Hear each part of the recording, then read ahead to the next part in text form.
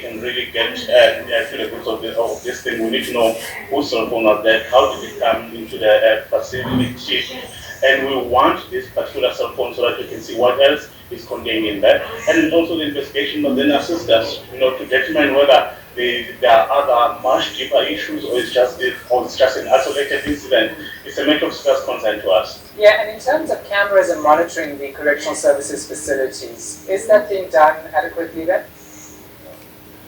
You will have cameras, but there are certain limitations due to the privacy issues, and the laws of this country will also limit you to say, in particular areas, for instance, inside the cells, you cannot put in cameras because you'll be invading privacy of those people who are in there. But you can have certain cameras, let's say, in the corridors, but as I've said, there's quite a number of limitations to that effect. But the system that we have in place is there to guard against, from certain things which are not allowed, to take place. So when there's a breach, it therefore says there's something happening there which is illegal, that then it must be stopped. Then you need to identify who are the players and take corrective measures against those people. If it means to dismiss those people, so be it. So that at the end of the day, you have correctional facilities, who are here in terms of the mandate, and also, do protect our officials, inmates, service providers, everyone, who happens to come to our facilities, so that at the end of the day,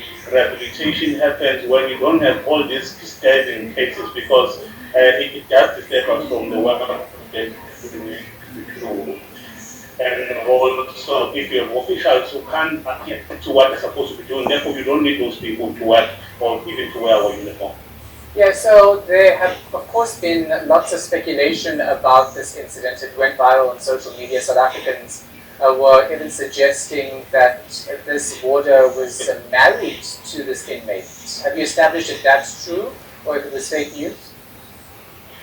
That was definitely fake news. The two are not married. And at some point, others were even saying the official may have taken a life. Again, that's fake news. She's alive.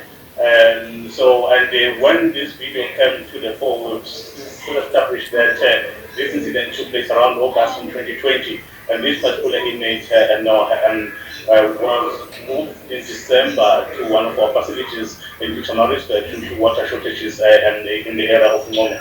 So much work has been done already in terms of establishing what may have happened, but then we want a full report. All we have is just a preliminary report, but we want more details so that whatever action that we take, it does respond, to cover everything that we will pick up happening in that particular area.